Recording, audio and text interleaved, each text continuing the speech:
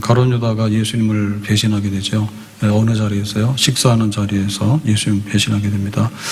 16절에 보니까 제자들이 나가 성내로 들어가서 예수께서 하시던 말씀대로 만나 유월절 음식을 준비하니라. 그러니까 유월절을 지내기 위해서 왔는데요. 그러면 이제 유월절을 기념하는 식사를 하게 됩니다. 그래서 17절 보면 저물매 그 12를 데리시고 가서 이제 저녁 식사니까요. 18절에 다 앉아 먹을 때 이제 유월절 그 식사는 굉장히 의미가 있는 거거든요. 그 애굽에서 해방될 때 자유를 얻을 때 그 어린 양의 피를 문설주에 발랐어요. 그래서 이제 죽음의 천사가 그 이스라엘 백성들이 사는 집에는 들어오지 않았다, 뛰어넘어갔다 해서 6월인데요. 그래서 여기 지금 예수님께서는 이 식사에서 그냥 세상적인 음식을 풍성하게 먹고 이런 것보다는 이제 떡과 포도주를 이제 거기서 나누시잖아요. 그래서 이 떡은 내 살이고 이 포도주는 나의 피다. 그래서 이것을 이제 제자들과 함께 나눴는데 그 얘기는 뭔가 하면 그 유월절 어린 양이 누구냐. 이제 이것이 이제 암시하는 게 되겠죠. 보라 세상 죄를 지고 가는 하나님의 어린 양이로다. 그래서 예수님께서 이 마지막 제자들하고 식사를 나누시고 이제 겟세마네 동산으로 가시고 또 거기서 이제 체포되시고 그 다음에 이제 사내들인 공회에서 신문을 받으시고 그 다음에 이제 이른 아침에 로마 법정, 빌라도 법정으로 가서 이제 사형 선고를 받고 이른 아침 오전 9시에 이제 십자가형이 집행이 됩니다. 그래서 제자들과 그 마지막 이 식사인데 이걸 보면은 굉장히 한 가족, 근데 가족보다도 더 귀한 가족, 이제 이런 의미가 있죠. 지금 예수님하고 제자들은 한 3년 반을 공동으로 생활했거든요. 그러니까 너무나 잘 알아요. 그래서 이제 고기 잡는 거 그만하고 나를 따라오라 해서 이제 그 예수님을 따르는 제자가 됐고요. 그러면서 이제 예수님이 하시는 말씀도 많이 배웠고 들었고 또 예수님께서 행하시는 많은 역사들, 표적과 기사들도 보았고 그랬습니다. 그래서 이제 정말 이렇게 뜻이 하나로 이렇게 모아져가는 이런 이제 하나의 그 단체, 하나의 공동체로서 끈끈하게 돼가는데 그러려면 이제 공동체 중에서도 우리가 가족 공동체가 이제 강하잖아요. 가족들이 그 부모가 자식이 뭔데? 내 자식이니까. 그리고 또 우리 형제가 뭔데? 세상에 사람이 많지만 우리 형제 한 피를 나눈 형제는 굉장히 또 귀하잖아요. 그러니까 이제 이런 가족 개념의 그런 어떤 강력한 인격적인 그런 관계를 형성을 하고 있는 거죠. 근데 이제 여기다가 내가 너희를 위해서 살을 내놓고 피를 내놓는다. 그러니까 내 생명 내놓는다는 얘기죠. 그러니까 우리는 그 생명 공동체다.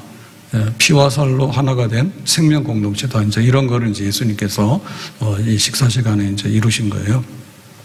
그러니까 다시 말하면 이렇게까지 밥을 먹었는데 우리가 이제 사람들하고 그냥 안녕하시냐 이렇게 하는 거하고 밥 한번 먹으려면 다르잖아요.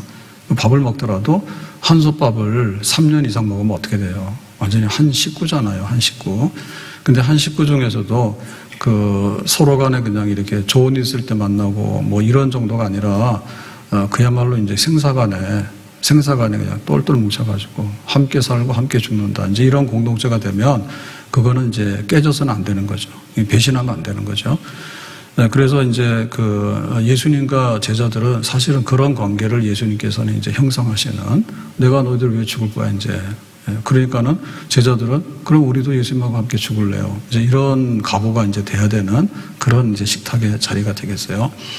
그래서 우리 교회도 보면은 어떤 관계로 모이냐 할 때 다 예수님의 피 때문에 한 형제자매가 된 거예요.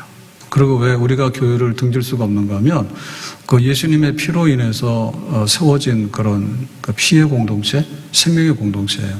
그래서 우리가 성찬을 함께 나눈다고 하는 것은 서로 간에 너하고 나하고는 남이야 라고 할 수 없는 것. 그런 어떤 약속이 있는 그런 신앙의 공동체 안에 우리가 들어와 있는 거죠.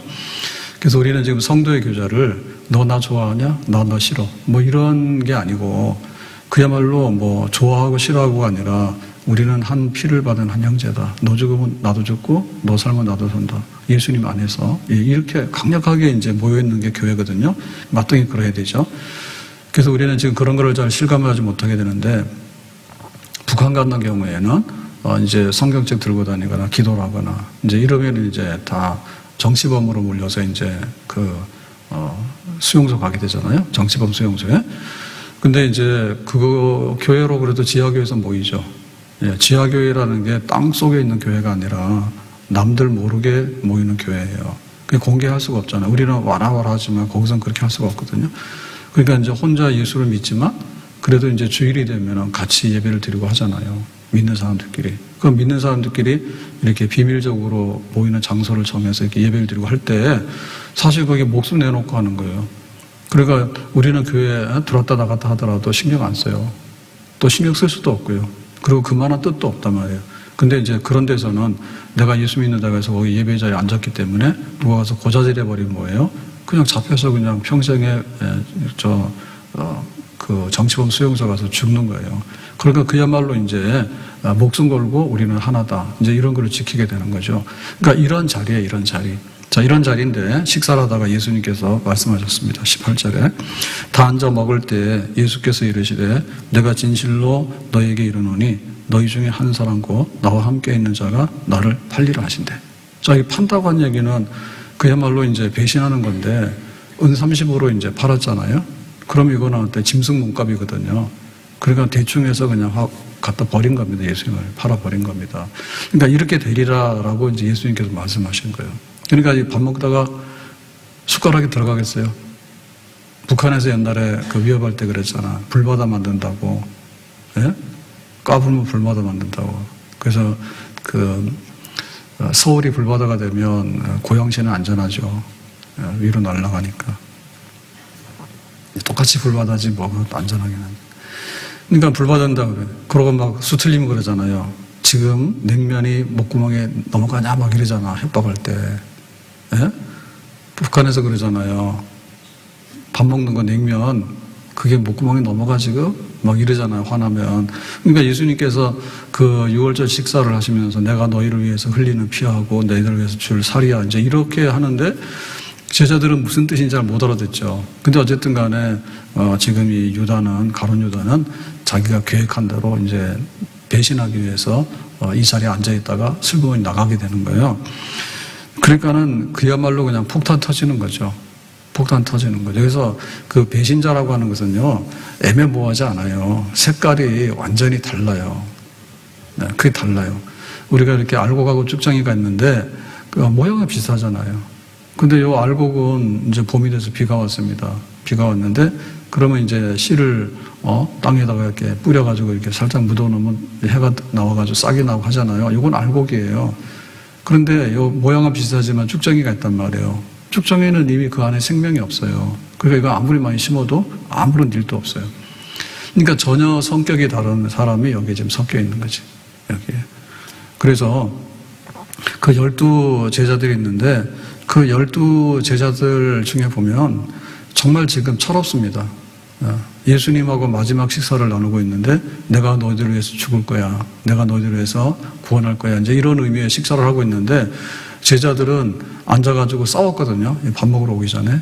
뭐 때문에 싸웠는가 하면 누가 좌정성하고 누가 우정성할 거냐. 그냥 출세 누가 할 거냐 그거지. 그러니까 이제 예수님께서 예루살렘 막 들어오실 때 호산나 뭐 이스라엘의 왕이시여 막 이러고는 이제 환영을 막 받았잖아요. 그러니까 막 제자들도 들뜬 거예요. 그러니까 그런 기분으로 지금 예루살렘에 들어왔는데 이제 우리가 어떻게 하면은 거사해가지고 로마를 쳐부시고 그 다음에 예수님께서 왕이 되셔서 정권을 딱 쥐게 되면 우리가 이제 너 국무총리 할래, 너 장관 할래 뭐 이런 거 하는데 제자들은 그런 생각들이 지금 많았단 말이에요. 근데 여기 지금 가룟 유다는 삐딱해가지고요. 그게 아니야. 안 될 것 같아. 그러니까 차라리 내가 그냥 예수를 팔아버려야 되겠어. 돈이나 챙겨야 되겠어. 지금 이렇게 하고 있는 거죠. 이렇게 하고 있는 거죠. 또 지금 그 예루살렘에 있는 무리들은 그야말로 열광하고 있거든요. 하루 이틀 그냥 때만 기다리는 거예요. 이제 6월절이 다가오니까 마지막 시간이 다가왔다. 이제 예수님께서 뭔가를 크게 일을 하실 거다. 이렇게 막 들떠 있는 가운데 예수님께서는 내가 죽어야 되는데 얘네들이 그 뜻도 모르고 지금 이런 상황이 있다라고 하니까 얼마나 답답하겠어요. 그래서 가룟 유다가 이제 너는 배신할 거야라는 암시로서 예수님께서 이렇게 말씀하셨는데 이거는 왜 그럴까 할 때 여기 가라지들이 섞여 있는 거죠. 12 제자를 뽑아놨지만 제자 아닌 사람이 여기 섞여 있는 거예요. 이거는 돈을 이제 막 좋아해가지고 예수님 팔았다 이런 뜻도 있겠지만 또 돈도 괜히 돈은 아니죠. 그게 예수님의 이제 이 피와 살의 의미를 모르는 거예요. 예수님께서 어떤 방식으로 세상 죄를 지고 가고 어떻게 십자가에서 고난받아서 우리를 구원할까에 대해서 전혀 그거를 눈치채지 못한 거예요. 그러니까는 너무나 아닌 것 같은 거야. 예수님은 정말 이렇게 3년 정도 따라다녀서 같이 생활해봤으면 이제 예수님이 하실 일에 대해서 어느 정도 이해는 해야 되잖아요. 전혀 이해를 못하는 거야. 그러니까 이해 못하는 중에서도 제일 이해를 못해. 그러니까 가룟 유다는 차라리 좌정성 우정성을 바라보는 사람보다 또 악한 거죠. 이거 아닌데 그러면 가만두면 안 되겠는데 나 너무 실망했어. 그러니까 나는 예수님을 그냥 넘겨버릴 거야 라고 하는 거죠. 나 위하여 십자가에 중한 고통 받으사 대신 죽은 주 예수의 사랑하신 은혜여 보배로운 피를 흘려 영영 죽을 죄에서 구속함을 얻은 우리 어찌 찬양하날까. 보배로운 피를 흘려 영영 죽을 죄에서 구속함을 얻은 우리 어찌 찬양하날까. 우리가 명절에 밥 먹으면 막 가족이 더 뜨겁게 사랑하고 이렇게 돼야 되잖아요. 그리고 마지막 식사, 마지막 아들이 군대 간대. 그러면 마지막 식사를 해야 되는데 어떻게 해야 될까? 막 이러면은 막 이렇게 막 감동적인 그런 식사를 하고 막 잔치를 하잖아요. 그럼 아주 성대한 이런 잔치를 해야 되잖아요. 근데 밥상에 앉아가지고 예수님 팔아보려고 이런 생각을 하고 있다. 요 교회 안에도 이런 사람이 있단 말이에요. 교회 안에도. 자, 그래서 이제 19절에 이렇게 말합니다. 그들이 근심하며 하나씩 나는 아니지요 하고 말하기 시작하니 그랬죠. 그 예수님께서 폭탄 선언을 해버리니까 여기 12 중에 하나가 나를 배신한다. 그러니까 제자들이 이제 깜짝 놀래가지고 나는 아니죠. 그래서 우리가 정말 나 자신을 돌아보는 거를 해야 돼요. 나를 돌아봐서. 내가 정말 예수님을 위하는가 아니면 내가 예수님하고 그냥 막연한 이렇게 미지근한 관계인가 아니면 정말 예수님하고 적대적인 관계를 내가 뿔나가지고 시험 들어가지고 확 그렇게 뛰쳐나가려고 하는 관계인가 그걸 생각해야 돼. 그 제자들은 나는 이상 없어요. 딱 찔리는 건 가룟 유다잖아요. 다른 제자들은 그렇게까지는 안 했거든요. 예수님 팔 생각 안 했다고. 근데 여기 이제 가룟 유다 여기 들어있다니까요. 그 다른 제자들이 나는 이상 없는데 왜 그럴까? 네. 베드로 같은 경우에는 그랬잖아요. 다른 사람들이 다 주를 버리고 도망갈지언정 나는 절대로 주님을 버리고 도망가지 않겠습니다. 라고 그냥 공개적으로 이렇게 예수님에 대한 충성 서약까지 했잖아. 충성 서약까지. 그러니까 우리가 어떻게 해야 되겠냐. 정말 내가 제자 되기 원합니다. 내가 신자 되기 원합니다. 내가 주님을 따라가기 원합니다. 나는 정말로 주님을 사랑합니다. 내가 끝까지 주님을 따르겠습니다. 그렇게 해야 되겠죠. 주님 뜻대로 살기로 했네. 주님 뜻대로 살기로 했네. 주님 뜻대로 살기로 했네. 뒤돌아서지 않겠네. 주님 뜻대로 살기로 했네. 주님 뜻대로 살기로 했네. 주님 뜻대로 살기로 했네. 뒤돌아서지 않겠네. 그래가지고 타작할 때도 이렇게 막 타작하잖아요. 알곡들은 이렇게 안으로 들어옵니다. 축적이 날아갑니다. 그래서 우리가 나 아니에요. 나는 절대 문제가 없어요. 주기철 목사님, 주기철 목사님 그 평양 감옥에서 순교하기 전에 사모님이 이제 옥중 뒷바라지 하잖아요. 그러니까 이제 면회를 가게 되면 묻죠. 평양에서도 그렇고 대구 경찰서에 거기 구속되어 있어서도 그랬어요. 사모님 면회를 가면 별일 없어요. 그렇게 이제 인사하잖아요. 근데 별일 없냐는 그 인사가 무슨 뜻이겠어요? 뭐 안녕하시냐, 뭐뭐 괜찮냐, 이제 이런 안부겠죠, 그죠? 근데 사실 그 안부의 핵심 뭔가 하면 그냥 안녕이 아니야. 그냥 안녕이 아니고 지금 당신이 여기 왜 감옥에 들어가 있냐? 신사참배를 안 해서 여기 잡혀 있는 거예요. 그러니까 계속해서 이제 협박하고 회유하잖아요. 그거 한번 하면 되지. 뭐하러 여기서 있냐고. 그렇게 하잖아요. 그러니까 마음이 약하면 넘어갈 수가 있죠. 네, 마음이 약하면 넘어갈 수 있잖아요. 그러니까 사모님 가가지고 별일 없으세요라는 얘기는 변심하면 안 돼요.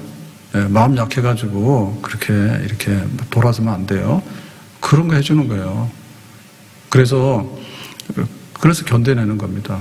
그러니까 내가 아니요라고 했을 때 나는 흔들림이 없어요. 나는 정말 교인이에요. 나는 정말 예수님 따라요. 우리가 그런 질문을 받게 돼요. 그리고 예배 시간 되면 그거를 하나님께서 질문하신 거예요. 너희들이 예배 드리냐? 그럼 나를 사랑하느냐? 그럼 우리가 답할 때 우리가 주님을 사랑해요? 그렇게 답을 하고 예배를 드리는 거잖아요. 그래서 우리가 그거 점검하는 거예요. 그래서 날마다 이렇게 알곡되어 가는 이런 관계, 그걸 해야 되는 거지. 근데 이제 여기 가룟 유다 같은 경우에는 이게 튀어나가는 거죠. 나는 아니요라고 하기에는 곤란하니까 나는 절대로 예수님을 버릴 거예요. 따르는 게 아니라 그렇게 하니까 이제 여기서 이제 뛰쳐나가게 돼요. 밤에. 그래서 밤에 나가는 사람들은 다 별로 좋지 않은 사람들. 집 나가는 사람, 밤에 나가는 사람. 밤에 나가는 사람. 자, 이래가지고 이제 제자들은 이제 우리는 아닌데요. 이제 이렇게 해서 가룟 유다는 이제 슬픔이 빠지게 되는데요. 예수님께서 이제 최후에 통첩을 하게 됩니다. 가룟 유다, 네가 지금 마음에 품고 있는 거를 버려야 된다. 그래서 이제 이거 하려면 어떻게 되냐면 좀 따끔하게 해야 됩니다. 그래서 21절에 이렇게 말하고 있죠. 21절에. 인자는 자기에 대하여 기록된 대로 가거니와 인자를 파는 그 사람에게는 화가 있으리로다. 그러니까 누구한테 지금 화가 있다는 거예요? 함께 제자로서 3년 반 동안 살아왔던 가룟 유다에게 너는 화 있다. 화가 뭐냐면 저주가 쏟아진대. 저주가. 그 사람은 차라리 나지 아니하였더라면 자기에게 좋을 뻔하였느니라 그랬죠. 나지 않았으면 좋을 뻔했다. 그러니까 차라리 태어나지나 말지. 왜 세상에 태어나서 이렇게밖에 못 사냐? 그리고 이제 제자가 됐으면 12제자가 됐으면 특수한 훈련을 받은 거 아니에요. 제자로서. 그랬는데 어떻게 된 것이 너는 제자 안 되는 게 낫지. 제자 안 되는 게 낫지. 그렇게 하잖아요. 그래서 그 옛날에 조선시대 때 막 이거를 막 유교에 그걸 하려고 하면 참 그 글을 많이 읽고 하는데 그거 가지고 다 학습이 안 되다 보니까는 뭐 연렵이 이런 거, 그 다음에 뭐 효부 뭐 이런 거 막 합니다. 그리고 막 부모상도 뭐 1년 할래, 3년 할래 막 이런 거 하거든요. 그래서 굉장히 강력해요.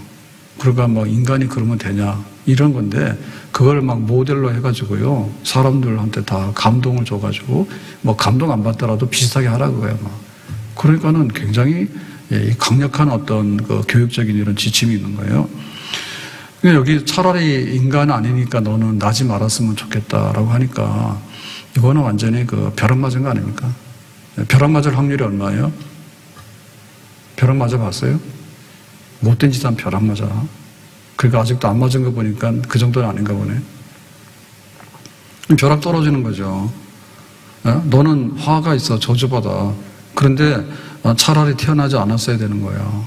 너는 인간 축에도 속하지 못해. 정말 이게 사탄이 들어가잖아요. 사탄이 들어가서 지금 이 식사를 한 다음에 예수님은 제자들하고 겟세마네 동산에서 기도를 하거든요. 근데 가룟 유다는 겟세마네 동산하고 반대로 대제사장들이나 이런 당국자들 찾아가서 이제 협상해서 돈 30 받고 예수님 있는 데를 찾아와서 하는 거예요. 그러니까 얼마나 이게 다른 쪽으로 가요.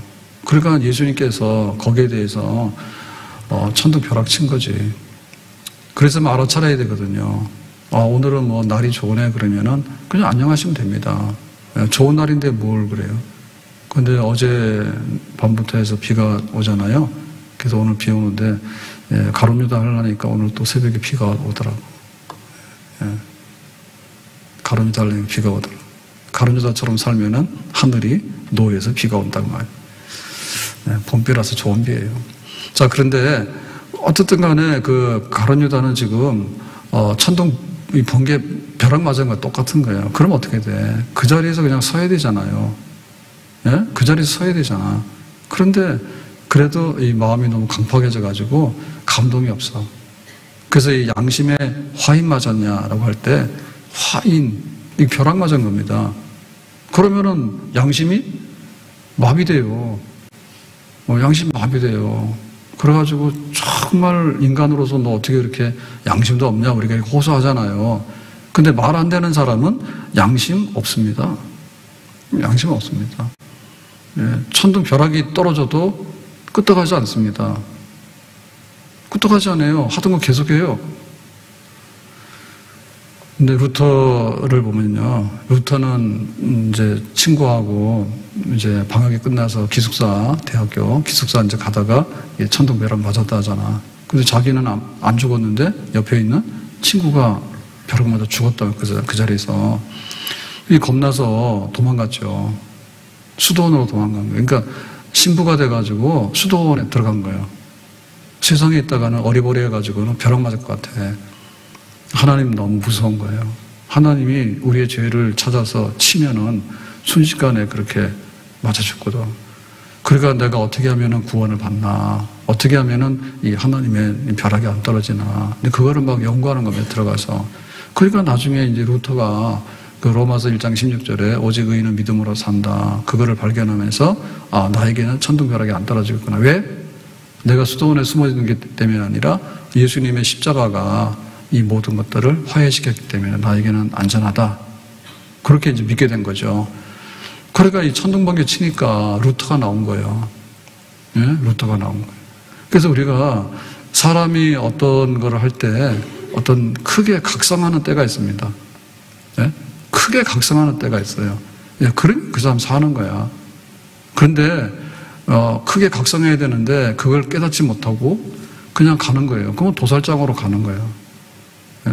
가룟 유다는 그냥 밤길을 가는 거야. 그러면 안 된다는데도 그냥 가는 거야. 그게 얼마나 잘못된 거예요. 또 다른 개혁자 칼빈이잖아요. 칼빈이 프랑스 사람인데 프랑스의 그 개신교 위그노 박해를 막 당하니까 그 캐톨릭이 굉장히 강하잖아요, 프랑스가. 그러니까 이제 살기 위해서 도망을 갑니다. 도망가는데 그 당시에도 중립국이 스위스예요. 그래서 스위스로 가서 그 제네바에 들러서 이제 가려고 하는데 이제 일단 제네바로 가게 됐는데요. 제네바에서 누가 찾아왔어. 근데 이미 칼빈 같은 경우에는 천주교의 그 어떤 것 가지고는 구원이 좀 잘못되어 있구나.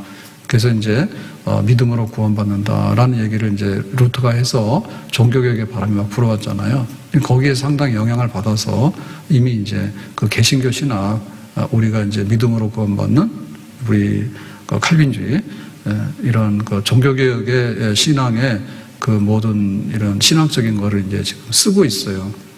그래서 상당히 이제 앞으로 종교개혁을 하게 되는데 인물이다. 이제 이렇게 이제 평이 이제 막 나는데, 근데 이제 파리라고 하는 개혁자가 제네바에서 막 이렇게 그 이제 복음 운동을 하고 있는데 개신교 캐톨릭 잘못됐다. 이제 이걸 하고 있는데 그때는 이제 목숨이 걸린 거거든요. 잡혀가면 죽고 막 이렇게 하는 과정에 있는 이제 이렇게 되는데.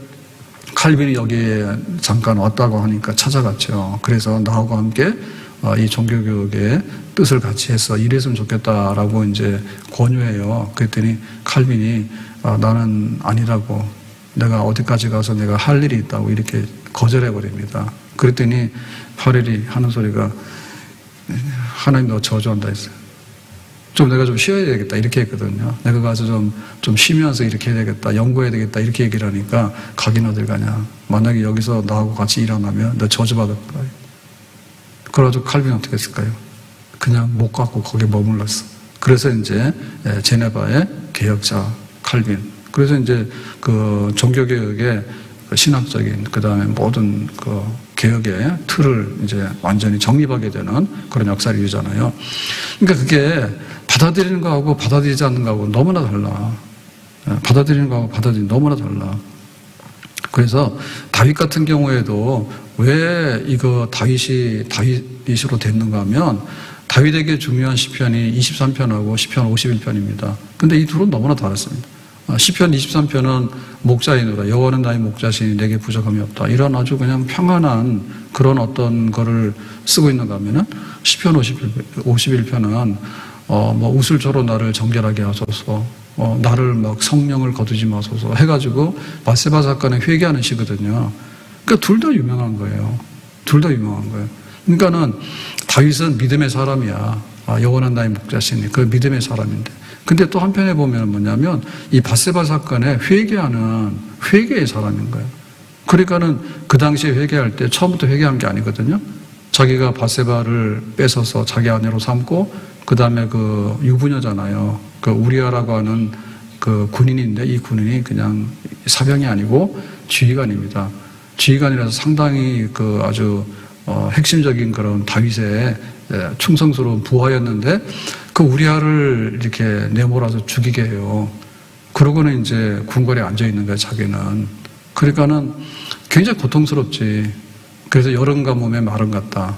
가뭄이 오면 땅이 갈라지잖아요. 그 다음에 뭐예요? 뼈가 부러지는 것 같다.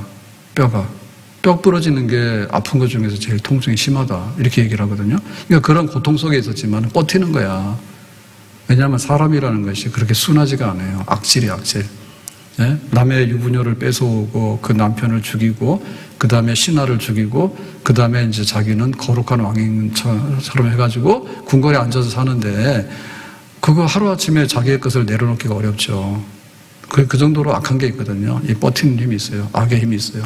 근데 그러고는 있는데 막 이렇게 뼈가 부러지는 것 같고 여름 가뭄에 마른 것 같고 이렇게 해서 막 고통을 받지만 그래도 항복은 안 해. 그래도 버티는 거예요, 한번. 그러다가 나단 선지자를 보내잖아요, 하나님께서. 그래가지고 왜 손님 대접하는데 자기 집에 양이 많은데 제일 가난한 집에 그 양을 뺏어다가 남의 손님 대접을 하냐고.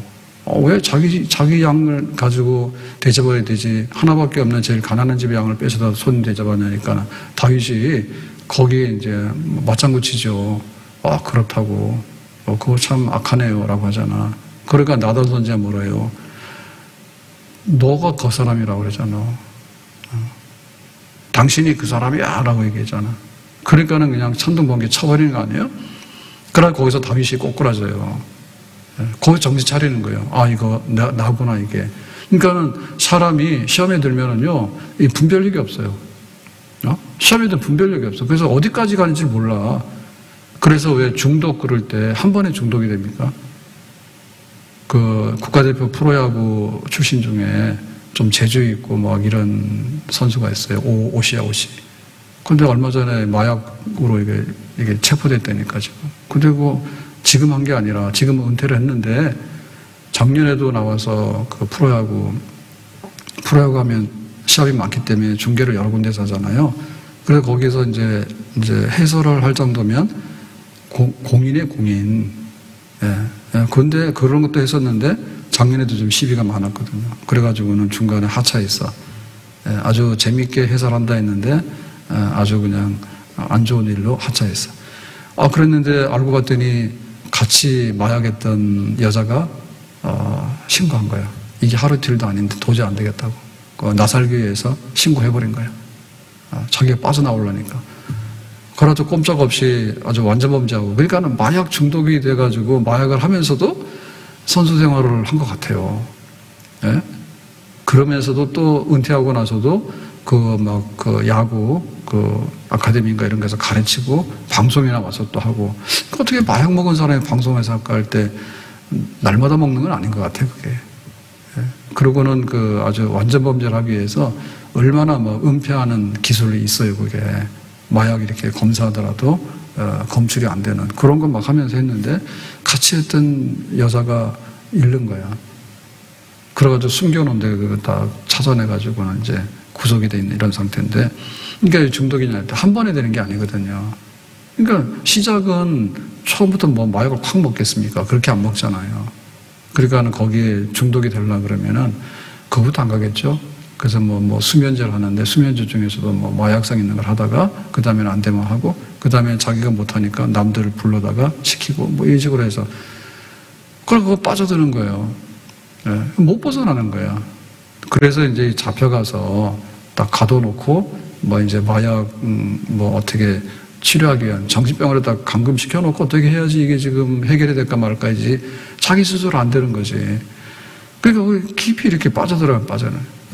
근데 다윗은 그렇게 빠졌지만은 선지자가 와서 네가 그 사람이야 라고 하니까 다윗은 거기서 그냥 회개하고 돌아섰거든요. 그거로 지은 것이 바로 시편 51편이에요. 그러니까 우리에게도 그 가룟 유다들 기질이 많이 있어요. 예, 가룟 유다들 기질이 많이 있다니까. 우리가 좀 틀리면은 그냥 막 이렇게 집 나가려고 하는 그런 기질이 있어요. 예, 그때마다 집 나가면 안 됩니다.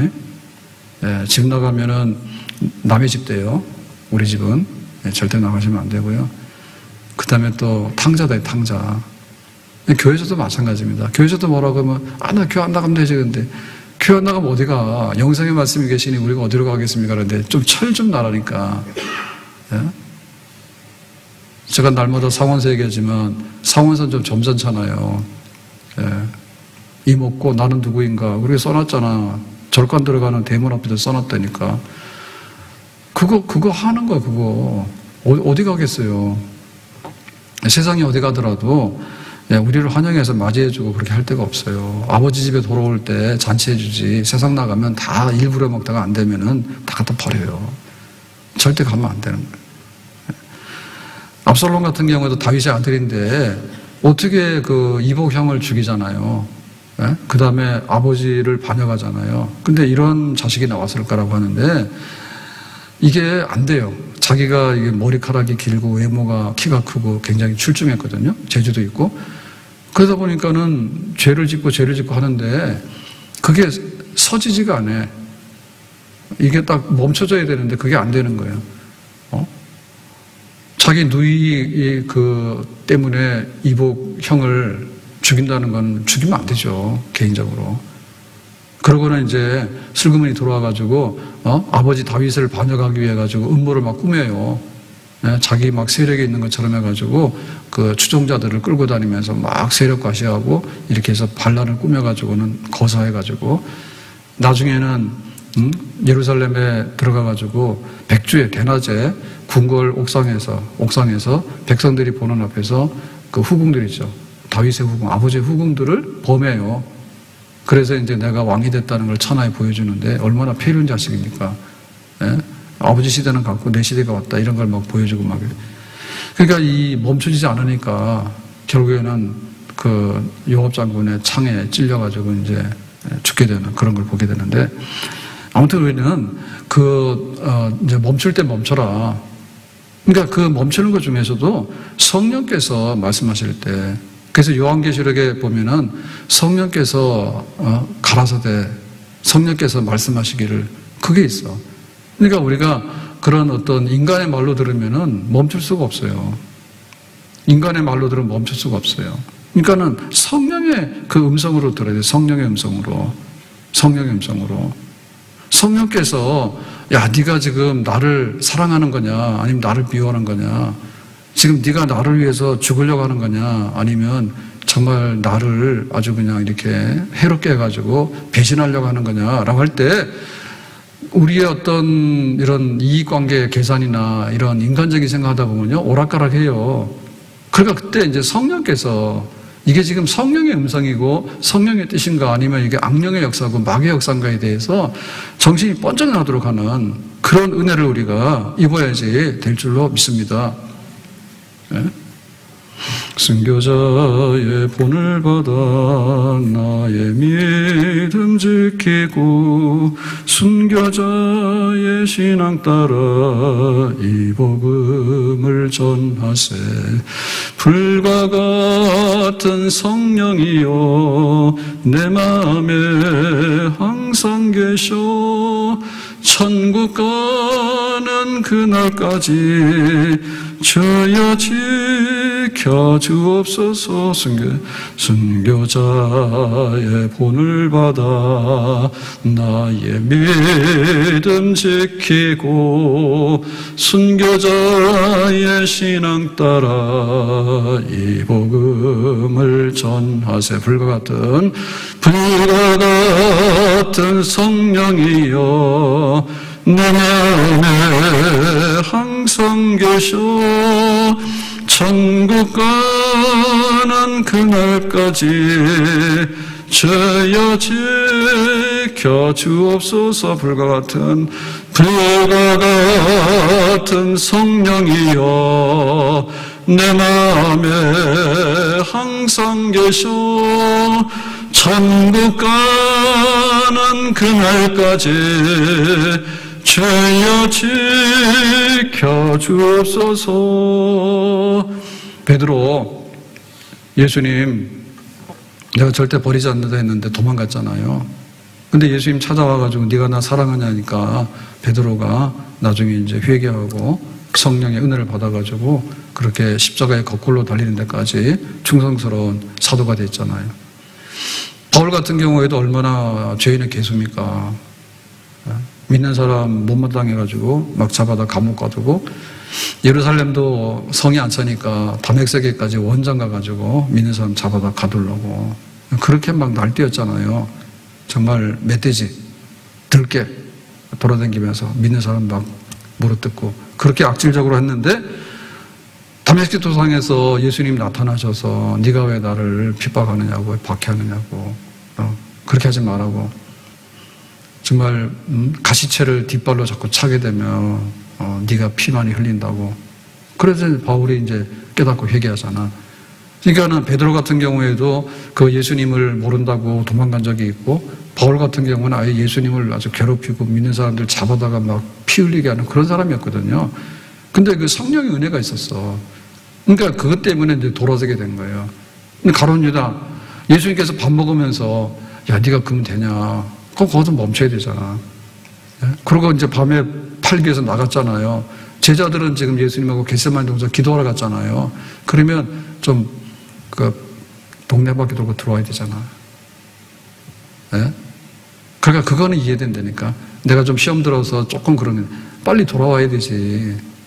한 바퀴 돌고 들어와야 되지. 끝까지 가가지고 팔고 그러면 어떻게 돼? 나중에 목매달아 죽잖아요. 자기가 목매달아 죽으니까는 땅에 떨어가서 창자가 터지잖아. 창자만 터집니까? 가룟 유다 지금도 욕하잖아요. 야 네가 왜 예수님 팔았냐고. 예수님 팔았냐고. 그러고는 이 가룟 유다 영혼이 어떻게 됐을까? 영혼이 너는 차라리 태어나지 말았어야 되는데, 예수님의 사도라고 하는 그런 자리에 있었는데 네가 왜 그런 사람이 됐냐고.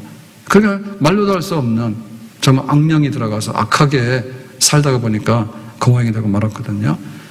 근데 지금 여기 예수님의 그 순환과 십자가의 그 길에 정말 따르지 못했던 사람도 여럿이 나오는데, 이제 대표적인 가룟 유다 배신자고, 그 다음에 이제 빌라도예요. 빌라도, 그죠? 빌라도가 로마 총독인데 이제 사형을 언도하고 판결한 것은 빌라도거든요. 너는 십자가로 가 죽어라 한 건 빌라도인 거예요. 빌라도도 굴복한 거예요. 자기도 처음에는 예수님이 무죄하다고, 예수님이 로마법으로 죽을 만한 죄는 없는 거 너무 잘 알죠. 근데 굴복당하거든요. 왜? 십자가에 못 박아 죽이라 하니까 자기가 총독인데 이러다가 이제 반란이 일어나가지고 데모 일어나게 되면 큰일 나겠다 싶으니까 아니 골치 아프니까 죽여라 하고 만 거거든요. 정말 그 악마의 소리에 다 굴복당한 거예요. 빌라도도 그러고 지금 여기 가룟 유다도 그러고 그래요.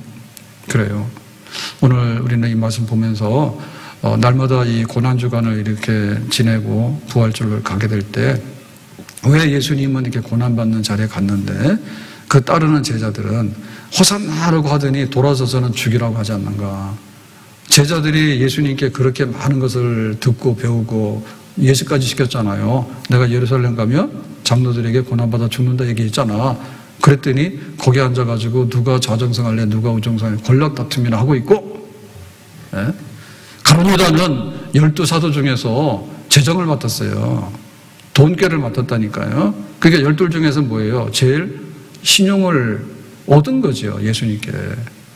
그리고 또 계산이 빠른 사람이잖아. 돈 계산해야 되고 살림을 살아야 되기 때문에 제일 많은 것을 알고 있는 사람이에요. 그런데 믿었던 도끼에 발등에 시킨다고 그렇게 된 거예요. 그러니까 제자들 다 어수선한 거예요. 가룟 유다 제자들 다 할 거 없어요. 베드로 큰 소리 쳤지만은 속이 허해가지고 은혜를 받지 못했기 때문에 베드로 도망가 버리고 이 모양이 됐거든요. 그때마다 우리는 다시 한번 주님을 따를 수 있는 우리가 고난주간에 나는 이런 자리에 가서는 안 되겠다. 하나님 내 양심이 마비되지 않도록 해주세요.